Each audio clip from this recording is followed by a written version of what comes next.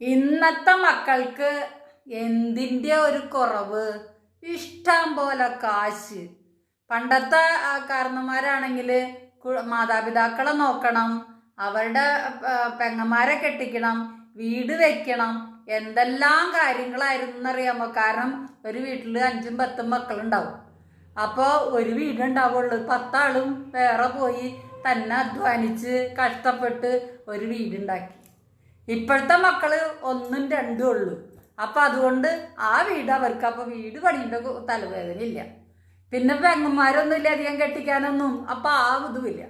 അപ്പം ഞങ്ങൾക്ക് കിട്ടുന്ന കാശ് ഞങ്ങൾക്ക് അടിച്ചു പൊളിക്കാനും ഞങ്ങൾക്ക് ജീവിക്കാനും എന്നുള്ളൊരു ചിന്തയിൽ നിലം തൊടാണ്ടാണൊന്നും നടക്കണത്. ദൈവം തന്ന അനുഗ്രഹം നമ്മൾ നിലനിൽക്കണമെങ്കിൽ ദൈവത്തോടും മറ്റുള്ളവരോടും സഹജീവികളോടും കൂറുണ്ടാവണം. അല്ലെങ്കിൽ ഗതി അധോഗതിയാ. കാരണം ഞാൻ പാലിയേറ്റീവ് കെയറിൽ ഹോം കെയറിന് പോകും. അപ്പോൾ ഓരോ വീടുകളിൽ നല്ല പ്രതാപത്തിൽ ജീവിച്ചു തരുന്ന ആൾക്കാർ ഒടിഞ്ഞു നുറുങ്ങി കട്ടിലിൻ്റെ അടിയിൽ ഒരു ആക്സിഡൻറ്റ് പറ്റിയിട്ട് കാറിൽ പറന്നു പോയപ്പോൾ ആക്സിഡൻറ്റ് പറ്റിയിട്ട് കിടക്കുന്നതാ. അപ്പോഴാണ് ഇരുന്ന് കരച്ചിലാണ്. ടീച്ചറെ, ഞങ്ങൾ അത് ആലോചിച്ചില്ല, ഇത് ആലോചിച്ചില്ല, അത് ചെയ്തില്ല, അതിന് ദൈവം തന്ന ശിക്ഷയായിരിക്കും എനിക്കിത് എന്ന് പറഞ്ഞിട്ട് കരയുന്ന ഇഷ്ടം പോലെ ആൾക്കാരെ കൺമുമ്പിൽ കണ്ടിരിക്കുന്ന ആളാണ് ഞാൻ.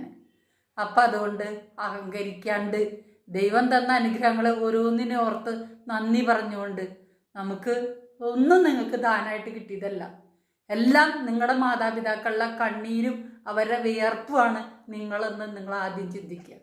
ഇന്ന് അതില്ലാത്തതാണ് ഇന്നത്തെ സമൂഹത്തിൻ്റെ ശാപം. അതുകൊണ്ട് നിങ്ങൾക്ക് എല്ലാം നേടിത്തന്ന് അവർ.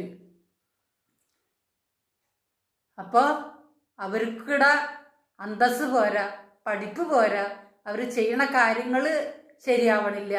അവരെ അങ്ങോട്ട് ഉപേക്ഷിച്ച് സ്വന്തമായിട്ട് പോയി സുഖിച്ച് ജീവിക്കുമ്പോൾ ഇതുപോലത്തെ അപകടങ്ങളുണ്ടാവുമെന്ന് മറക്കരുത്.